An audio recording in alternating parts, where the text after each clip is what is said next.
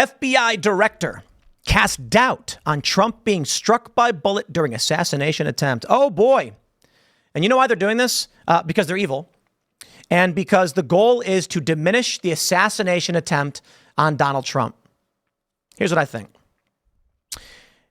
Donald Trump was, in his own words, not supposed to be here at the RNC, he said. And I want to be careful with how I phrase this because Donald Trump should be here. He should be at the convention. He should be naming his VP. He should be giving interviews. He should not be dead. But what he meant by that, it means that he was lucky to have survived. But by the grace of God, the bullet, he turned his head. And when he did, the bullet went through his ear. There's no shrapnel. Nothing was damaged. The Democrats immediately tried claiming that the teleprompter exploded and glass hit him. He wasn't shot. Why? Because to say Donald Trump took a bullet for America, rose up and yelled, fight, fight, fight. That's a powerful statement. So they want to diminish that in any way possible. Trump was hit by a piece of glass. Big difference from being shot. I guarantee you this now. There are going to be a bunch of people who are Democrat leaning going, he wasn't shot. Well, the FBI director is saying they think it might have been shrapnel. From what? From where? They were throwing, someone exploded a grenade. Like, what are you talking about? The FBI director, and this is Trump's fault for hiring the guy, is diminishing the story with no evidence. And the media should be saying, independent should be saying, without evidence, he claimed this. Instead, they're just like, oh, look what he's claiming. Is it not going to let me close this stupid thing? Oh, that's so annoying. FBI Director Christopher Wray has raised doubts as to whether or not Donald Trump was struck by a bullet during the assassination attempt at a Pennsylvania rally early this month. Wray testified before the House Judiciary Committee on Wednesday about the ongoing investigation into the attempt on former president's life and the response of law enforcement agencies that day. When questioned by the committee chairman Jim Jordan as to whether the FBI had accounted for all the bullets at the scene, Wray said that 8 spent rounds were recovered from the rooftop of the building from which the gunman opened fire. With respect to former President Trump, there's some question about whether or not it's a bullet or shrapnel that hit his ear, the FBI chief added. As I sit here right now, I don't know whether that bullet, in addition to causing the grazing, could have landed somewhere else. He added, but I believe we've accounted for all the shots in the cartridges. Why did he say that? Why did he just add to the story, to that question, something for which no one asked? Because this has been the Democrat narrative the whole time. And the reality is, it could be as simple as Chris Wray gets his information from crackpot liberal pundits on MSNBC. So that's all he's saying is he's repeating what he sees in the media. Gunman Thomas Crooks fired a volley of 8 rounds, this we know. Former White House physician Ronnie Jackson has said that Trump was shot in the ear, creating a 2-centimeter wide wound, according to a memo shared with Axios. The former president has also repeatedly said that he was struck in the ear by a bullet. What else would he have been hit by? What shrapnel? Pennsylvania State Police Commissioner Christopher Paris testified to the House committee on Tuesday that the 20-year-old gunman was one of at least 3 suspicious individuals highlighted by the authorities on the scene that day. Crooks became a special individual after law enforcement agents spotted him using a rangefinder. Like, come on, man. I'll do this too. I'll make a quick shout out to Jack Posobiec. He made the point this morning. Why have so many conservative pundits stopped talking about the assassination attempt on Donald Trump? We don't have an official story yet. I want you all to please understand this. When 9/11 happened, that day, we had an official story. Now, some say that's suspect. Whatever, I don't know. The government came out and said, this is how it went down. We've tracked it. We figured it out. I think it makes sense to a certain degree. They gathered some information. They had surveillance video footage. Some people believe it's more conspiratorial. I certainly think they haven't told us the truth about 9/11 because there's no logical reason why they would. And for all the what's the coincidence theorists, I guess, media, you really believe that one of the biggest security failures resulting in the collapse of 2 massive skyscrapers in New York and an attack on the Pentagon, you think the government's going to be like, here's how they did it. Here's the actual breakdown of how our security was bypassed. Nope. Come on. When we have security issues at Timcast, because we never mention it. You never hear anything about it. because doing so would compromise security. Now, when we had like the bomb threat at the Cast Castle, where we had to evacuate for 3 hours, there's nothing we can do about it. We were live. And I was like, keep it rolling. We're going out. We had this police showed up and everything, and we were forced to wait outside because of a legitimate bomb threat. That was annoying. And the reason why we were able to get a legitimate bomb threat is because there was leaked privy information. And so what happens is if someone calls in with a swatting attempt and it's garbled nonsense, then the police can ignore it. Every time we're in a different facility now with much more security. But when we get swatted, the first time they show up, second time they show up, third time they show up, fourth time, they contact our security immediately, who then gives them the all clear. They don't show up. We were still getting swatted, but we had a buffer in between. When we got a bomb threat, the threat had very specific information, and security and the police were like, how could they have known these things? Oh, dude, I was livid.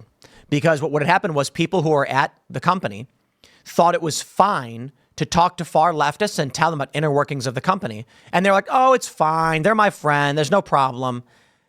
And then you get these bomb threats. So we think we know who is doing it. Certainly the police didn't do anything about it. The feds didn't do anything about it. Thanks, guys, I guess. They don't care. But if someone makes a threat and has very specific information about location, personnel, time, deliveries, there's nothing you can do. So they had to come in with dogs and sweep the building. My point, with 9/11, they're going to come out and be like, here's everything they did, and that's not going to happen. So ultimately, they give you some story, they collect some information, and now back to the Trump assassination. I think the reality is, I think the play, and I could be totally wrong, I don't know, it's just what I think. They wanted Trump dead, they as in powerful political elites, and they were going to blame Iran for it. And then they were going to tell Trump supporters, we have to go to war with Iran for the assassination of Donald Trump. They're going to say Donald Trump was popular. You'd get Joe Biden coming out and being like, this is wrong. We believe in democracy. All the Democrat pundits would come out and they'd be like, we didn't like Donald Trump, but I can't believe Iran did this. And then Nikki Haley would be the nominee. And it would be Harris and Haley, and you'd have no choice but to guarantee your first female president of color, and both of which would drive us to war with Iran. But for the grace of God, Donald Trump turned his head a little bit. So I have questions. Many people are saying that the story, it doesn't add up. What happened to Donald Trump, and that there must have been a bigger plan. I certainly agree with that. As we do not have an official story as to what happened, we literally don't. What do we know? What's the official story? A 20-year-old crazy guy was on a roof and shot at Donald Trump. How did he get on the roof? He may have climbed an air conditioner. How did he get the gun? We think it was his dad's. How did he get past security? We don't know. How did he fly a drone? We don't know. How was he ignored after being spotted at 3 hours, 1 hour, 26 minutes, 10 minutes, 2 minutes? We don't know. We have no official story. With 9/11, it's like, here's video footage of these guys bringing box cutters onto the plane. Metal detectors, security didn't pick these things up.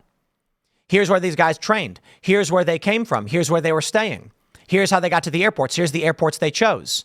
Here's how long they were on the planes. We had all that information that day. Within the next few days, it was a complete, here we go. We're over a week out. We're going on 2 weeks. And the answer is, I don't know.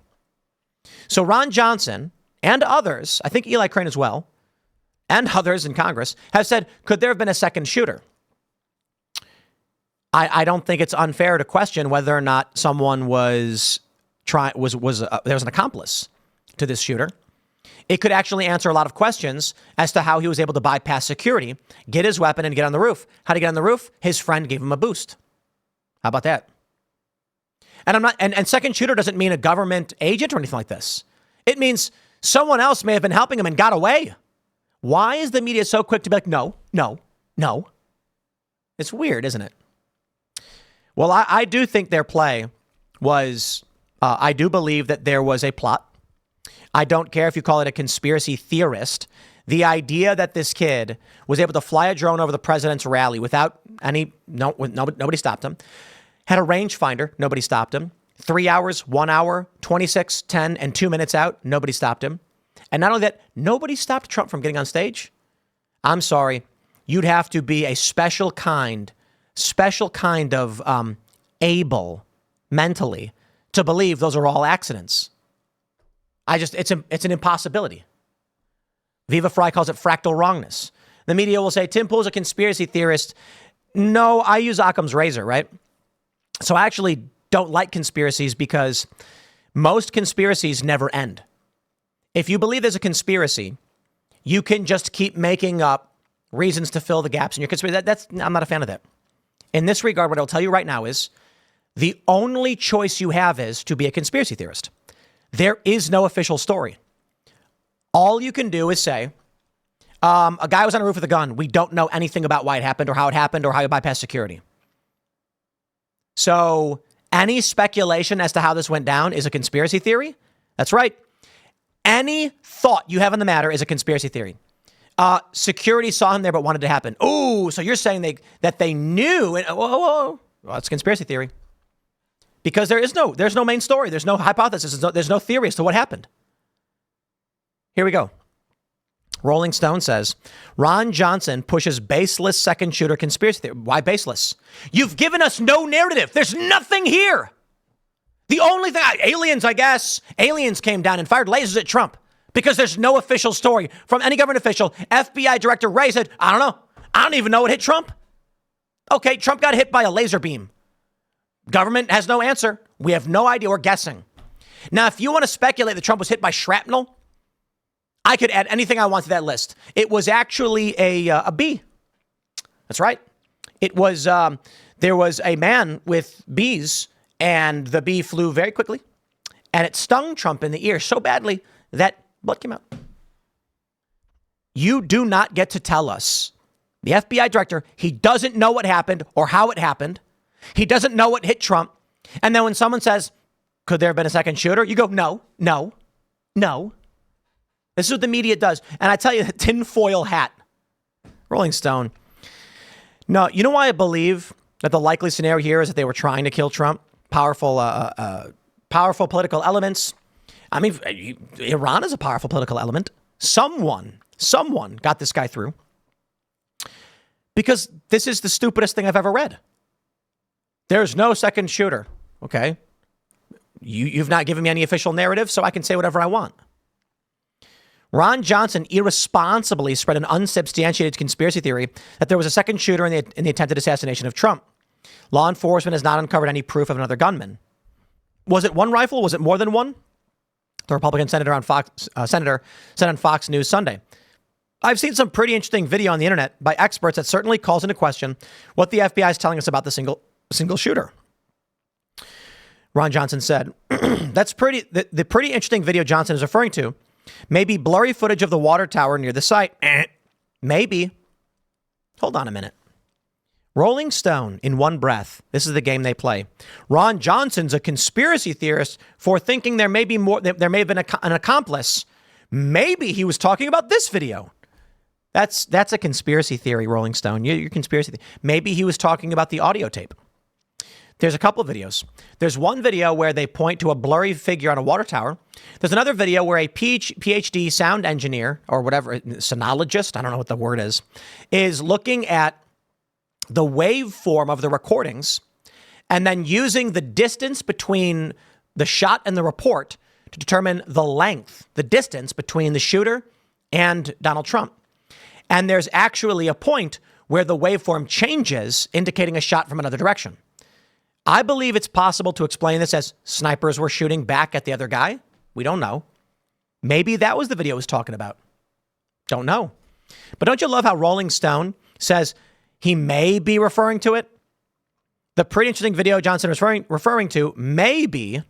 Oh, it may be, huh? But you don't know? And now they're using that to try and discredit him. An eyewitness said on Fox News that she believed it was another shooter, mentioning the other shooter that she heard was right by the water tower. On the day of, people on the ground interviewed eyewitnesses who said there was a second shooter. Maybe once again, they're referring to sniper teams because you hear a shot in one direction and the other direction. It could also be that they don't understand echo. So when you, depending on where you are with echo, you fire a gun, you will then hear the shot again because it echoes back. That's what an echo is. According to CBS News and experts they interviewed, the videos do not show a person atop the tower. Additionally, law enforcement, including Secret Service, FBI, and local officers, as well as members of the media and eyewitness accounts, all point to Thomas Crooks as the only gunman. And I think that's fair and a fine assessment. I don't think there was a second shooter. I just don't think there's anything wrong with asking whether there could be one. Then you get this from NBC News and immediately like, okay, maybe there was one. Because NBC News just lies all day, every day. It's a fake news website.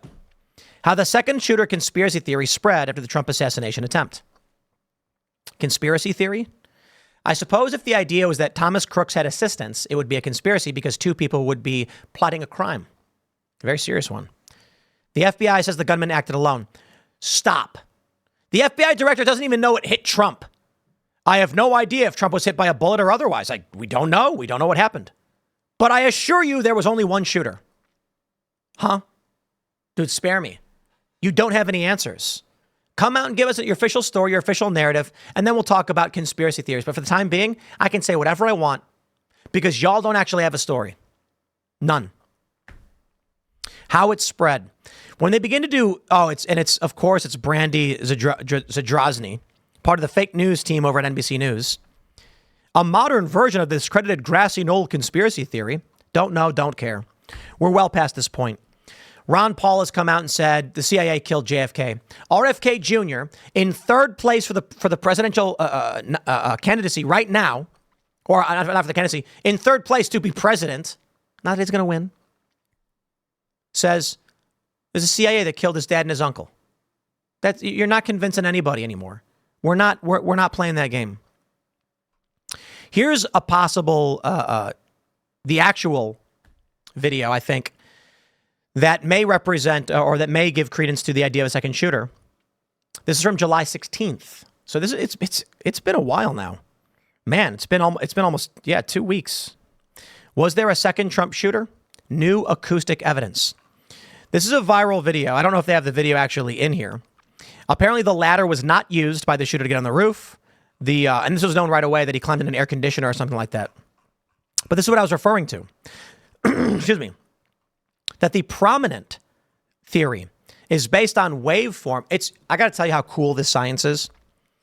The PhD guy looks at a waveform. So if you're not familiar with what a waveform is, you can download Audacity or Premiere. You load a sound file, and then you see a visual representation of the sound, the waveform, and you can play it, and the little bar moves through it. You'll notice, here's a really good example. Do you ever see the clack in a movie when they're like, scene 51, take 2, and they go clack? That is so that they can synchronize the video and the audio. What we do when we're producing videos is we clap. Whenever we have audio recording and video recording separate, you want to clap or clack, whatever. Then what you do is you pull the video up, you pull the audio up, you look at the waveform, and you can see a spike. It looks like these waves, and then right when you clap, a straight line because it's peaking. It's hitting the maximum, threshold. Then you look to the video to right where the clap happens, and you put them together, and that's how you synchronize audio and video. With this waveform stuff, you can actually clap, and then you will, depending on the echo of the room, if it's dead, we've got sound. This room's got a bunch of soundproofing in it. If you're in like a canyon, someone will clap.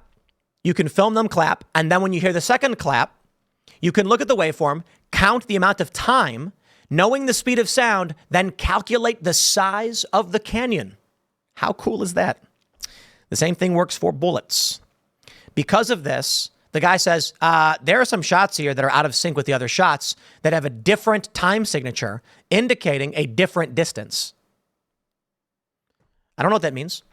It may not mean a second shooter. The second shooter may be a law enforcement sniper stopping crooks. I don't think it's unreasonable then to be like, maybe. But when the media rushes out to try and claim it never happened, when the FBI director rushes out full speed to claim Trump, maybe it was not even shot, which is a Democrat talking point. Maybe the bullet went somewhere else. Who knows? They are trying to diminish the story because it benefits Donald Trump. A week after Trump nearly dies, Joe Biden drops out of the race. I wonder if the plan was Trump dies, their plan. And when I say they, I'm talking about powerful political elites, special interests. It could be corporate. It could be a U.S. adversary, perhaps. It could be a deep state, intelligence agents that are rogue operators. But the plan was Trump dies. News shocks the nation. Right before the RNC, they then say Iran did it and we have to go to war. Then Biden drops out, changing the news cycle, and you get a choice between Kamala Harris and Nikki Haley. War or war. That didn't happen. So I suppose things may be different now. But you look at what they're doing with the Democrat nomination, and I got to tell you, while it certainly feels like they're winging it, I got to tell you, my friends, if you think this is where it all just stops and their plan has fallen apart, you're wrong. Joe Biden was not on the Ohio ballot. And we all were like, what? How? Why? And they said it's because the convention is taking place after the deadline. So the Democrats said, we're going to hold a virtual roll call to appoint appoint our nominee, to vote on our nominee. That way they have enough time to get on the ballot. Just in time for Kamala Harris to be sworn in, to be chosen without an electoral process. How did it work out so well for them? Biden quits. Now they go, well, we have the roll call. I guess we have to pick Kamala. And they do. My favorite thing about it, though, is these memes where they're like, Kamala is such a great dancer. Gen Z is going to vote for her. Oh, shut up. You know what they're going to do? The HAVV story. Here's my theory. My hypothesis. It's not mine, actually. Someone shedded it. The reason why we're seeing so many voter registrations in Texas and in Missouri and other places is that someone said the anomalous data is coming out of university areas. So the hypothesis then would be someone is looking up university databases for college students that are not registered, and they're registering on their behalf. Then they're going to mass produce universal mail-in votes, give them out to young people. Then they're going to fill them out through ballot harvesting or other nefarious means, but probably just ballot harvesting. Knock on a door and say, fill it out. Then when Kamala Harris gets a massive outpouring of youth vote, they're going to say, see, we told you she's the meme queen and Gen Z loves her. And that'll be the narrative. I am not confident Republicans will do anything about it. So, my friends, I will wrap it up there. We'll wrap up this segment. But for those that are watching live, stick around. We're going to read your super chats. And then we're going to talk about MrBeast. These allegations are huge, man. And it's not just Hollywood. The industry protecting child predators. So we'll close these out here. And then we're going to get into look, this is basically MrBeast confirming that transgender co-star Chris Tyson was involved in some illicit stuff. Here's what gets crazy. There's a photo of, let's just call it a lewd drawing of a child on the wall. And it's in a MrBeast video. Interesting, huh? I wonder if MrBeast is only coming out now because MrBeast is in on it. But I don't know. We'll talk about that in the next segment. And for those that are, smash the like button, subscribe to this channel, share the show with your friends. That segment will be coming up at 4 p.m. on this channel, and we will see you all then.